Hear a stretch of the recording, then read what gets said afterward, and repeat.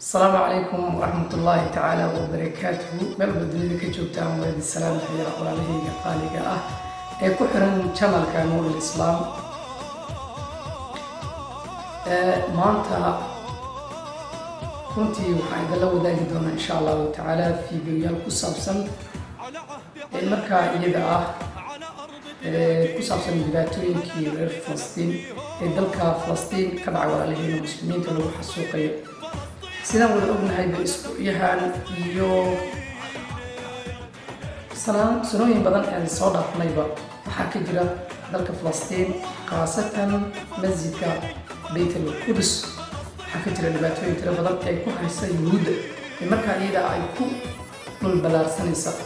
tantaan barnaamij kan guud galin waxaan ka codsanayna insha Allah taala waana noo sameeyay waan ognahay haduu Ilaahay idmo codsiganaga in badan ayaan ka codsanay adiga la daawana waa kanaga barnaamijkan soo gaar muslimiinta uu quseeyo in uu gaaray inaan meesha geesid ayaan ka codsanayna waliba hataa yahuuda inuu gaaro sida hadda ay marka iyada ay marka iyada ay uga qaadanayaan muslimiinta si uu aragto. maanta waxaan idin soo qolay fiidiyoyaasha lagu dhibaateynaya muslimiinta reer Falastiin. runtii wallahi waxaan arkaysaa aabbo intii beerka xabad looga dhufanayo wiil aabihiisa hortiisa lagu xabaalayo hooyo marka iyada ah dadkii yahuud ahay ay gacanta u qaadayaan yaana ka hornacin barnaamijkan ila daawada.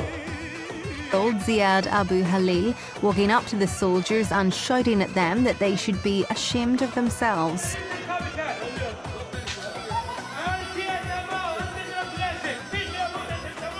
Despite one raising his gun, the elderly man continues to shout, asking them how they can shoot at kids and telling them that's not okay and to take their soldiers away and not fire their weapons on children.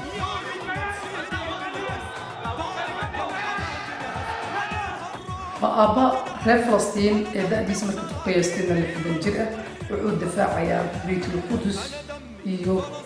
diinta Islaamka uu difaacayaa inta kadib aabahana ku jeedaan wuxuu isku dayayaa asagoo wax u wadanin wax marka iyada dadkaas iskaga ciyaysan wadanin wato kalsoonida Rabbi iyo dareenka muslimnimada u muujinaya isagoo wato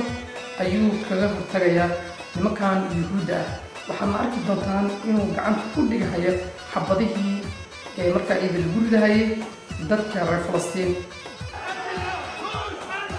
Determined to get his point across, he shows no fear as he continues to approach the soldiers, saying he'll not move and that they're not human if they want to kill more people, adding once again that they should be. halkan waxaad arki doontaan in dhibaato ay ka soo gaari doonto marka iyada ah sheekhan ama marka iyada ninkan odiga ah ee dalkiisa ku difaacaya dhagaxa. Be ashamed. The Israeli troops are heard telling the man to leave and go back or he would be arrested. Then the elderly man puts his hand on his chest and collapses to the ground. waa ku dhacday way toogteen sida arkaysaanba yahuudu naxariis ma laha. soo nacala walaalahayga muslimiinta ee ku xiran channelka Nuur Islaam soo nacalada yahuuda nacala yahuud ku taala wadakaysan duqan xabada ay ku dhufteen miskiinka ah ee reer Falastiinka dalkiisa ay ku dilayaan diintiisa ay ku dilayaan dadnimadiisa ay ku dilayaan wax maal oo ka wata malahan.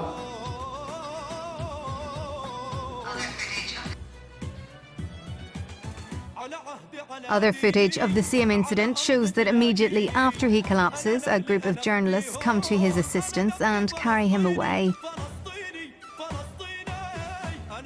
The 65-year-old has since been released from hospital after suffering from minor bruises from falling to the ground.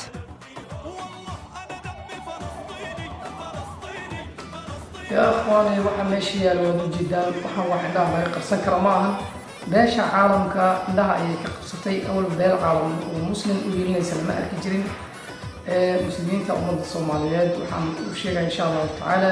inay u duceeyaan walaalahooda reer Falastiin marka iyadana xalaal waxay awoodaan ay la garab istaagaan ninba waa maalintiisa. barnaamijku waa noo sii socon doonaa halkan sidoo kale waxaa ka muuqdo aan idhaahdo wiil yar marka iyada aabihii intii la dilay meydkiisana uu qalwado. الله يزعل على كلاب حالها خليك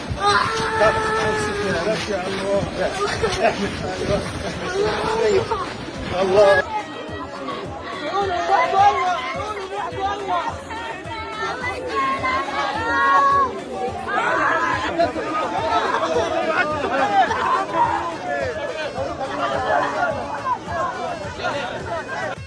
qoyska Falastiin oo la laayay gebi ahaantoodba wiilka yarka iyo intii haweenka ayaa ka haray ragii dhammaantoodna waa la laayay kuwa hadda la aasaya ama garbaha lagu wado walaalaha sidaas ayaa loo laaynayaa. haddaba waxaad u awoodaa walaalkayga qaariga kusoo duceeyey yuhuuddana insha allahu tacaala muslimiinta waxaan ugu baaqayaa inay ka qayb qaataan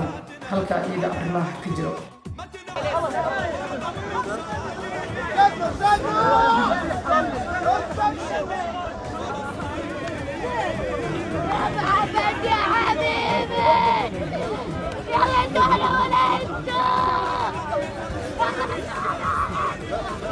خياري وحول الله داون كرمنا معهم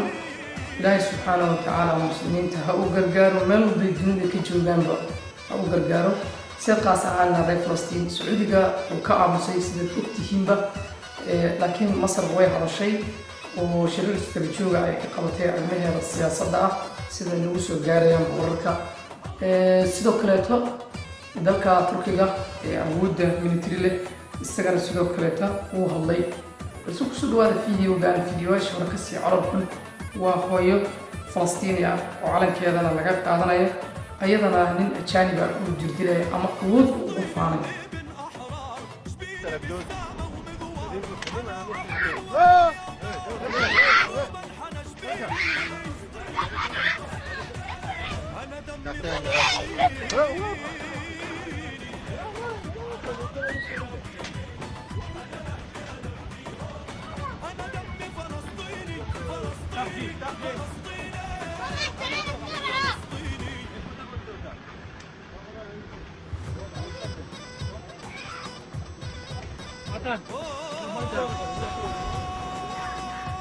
وجد هويدا لبدا gacmood ayaa gadaal loo xiray sida ragii oo kale waxaan loogu faanayaa awood inaba awood inta ugu dambeysay ayaa la saaray adigoo ragaanti gacanta gadaal lagaaga xiray waxaad dareemaysaa dhibaato aad iyo aad u ballaaran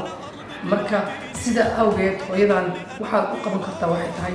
inaad u duceysid fiidiyogana noo share garay si uu u gaaro muslimiinta dunida meel walba ay ka joogaan ummadda Soomaaliyeed waa ogaa inuu qalbiyadooda aad iyo aad uga xun yihiin arrimahan balse nin walba tabartiisa ayaa meel taagtiisa ayaa meel dhigta waxaan ka codsanayaa in fiidiyowga la share garay yuhuudda sida uu galo insha allahu tacaala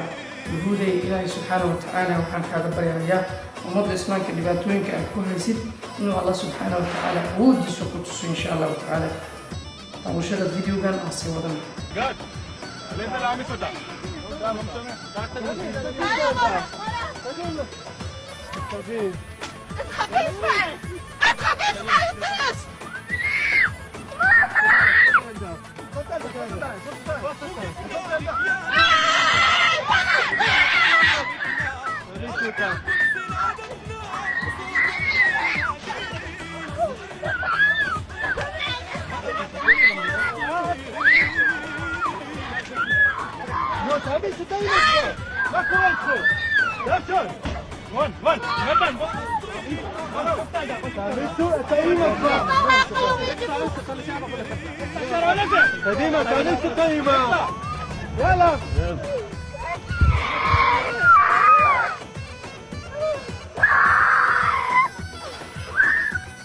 لا عليكم وحان يا لداون كرا أما وسي